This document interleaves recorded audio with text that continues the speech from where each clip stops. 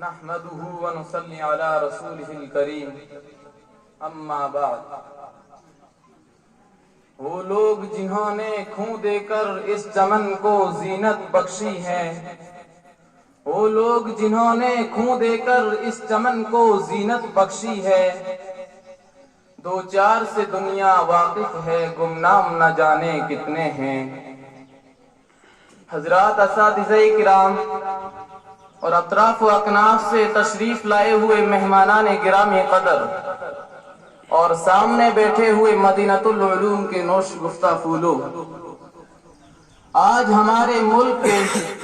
77ویں یوم آزادی کے موقع پر ہمارا اور آپ کا جمع ہونا ان مجاہدین آزادی کی لازوال قربانیوں کو خراج عقیدت پیش کرنے کے لیے ہے، سلام پیش کرنے کے لیے ہے، جنہوں نے انگریزی سامراج سے اس ارض وطن کو آزاد کرانے کے لیے تمام تر قربانیاں پیش کی ہے، جن کو تاریخ نے بعد میں سنہرے حروف میں رقم کیا ہے۔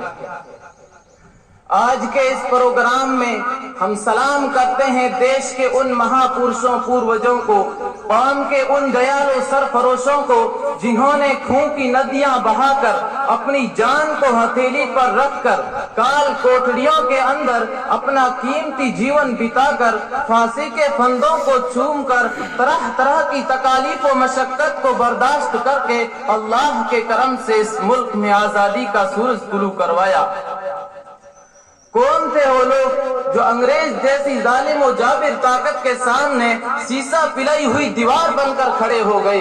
کون تھے وہ لوگ جو انگریز جیسی ظالم و جابر طاقت کے سامنے سیسا پلائی ہوئی دیوار بن کر کھڑے ہو گئے؟ کون تھے وہ لوگ جو بے سر و سامانی کے عالم میں انگریزی سامراج کے برابر دانت کھٹے کرتے رہے؟ کون تھے وہ لوگ جنہوں نے انگریز کو اس ملک میں چین سے رہنے نہیں دیا؟ کون تھے وہ لوگ جن کے جد و جہد کے آگے انگریز جیسی سپر پاور طاقت بھی گھٹنے ٹیکنے پر مجبور ہو گئی؟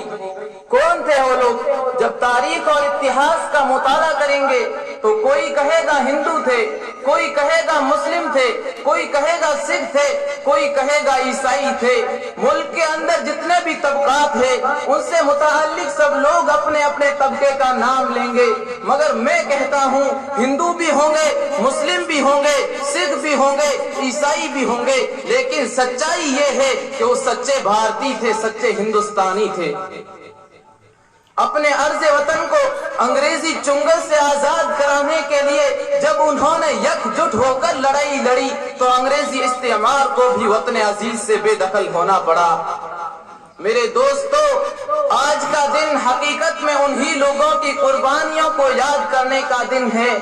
اور اس تاریخ کو، اس کردار کو بار بار پڑھنے، سننے اور دہرانے کا دن ہے کہ جس مثالی کردار کو پیش کر کے ہمارے اکابرین اور بزرگوں نے اس ملک کو حسین و جمیل گلدستہ کی شکل عطا کی تھی۔ حضرات، آج ہمارے ملک میں جگہ جگہ یوم آزادی کے تعلق سے پروگرام منعقد ہو رہے ہیں، لیکن آج ہمیں جشن کا لفظ اپنی زبان سے ادا کرتے ہوئے کچھ اٹ پٹا سا اور نامناسب محسوس ہوتا ہے، اس لیے کہ جب ہم گزشتہ چند سالوں کے حالات پر نگاہ ڈالتے ہیں تو ہم اس نتیجے پر پہنچتے ہیں کہ ہمارے اکابرین اور بزرگوں کی قربانیوں کو مٹانے کی کوشش کی جا رہی ہے، اور برسر اقتدار طبقے کے ذریعے آزادی اور جمہوریت کے نام کو اس ملک کے لیے کلنک اور دھبے کے طور پر استعمال کیا جا رہا ہے، اور آج یہ سمجھا جا رہا ہے کہ ہم میجورٹی میں ہیں اور اکثریتی طبقہ اپنے زعم میں آ کر اس ملک کی اقلیت کو پھر غلامی کی طرف دھکیلنا چاہتا ہے، اور حالات ایسے بنا لیے گئے ہیں کہ حکومت کے خلاف اگر کوئی زبان کھولتا ہے یا قلم چلاتا ہے تو اسے فوراً دیش دروہی گھوشت کر لیا جاتا ہے۔ وآخر دعوانا الحمدللہ۔ Thanks for watching. Don't forget to like, comment, share and subscribe to Al Wahid channel.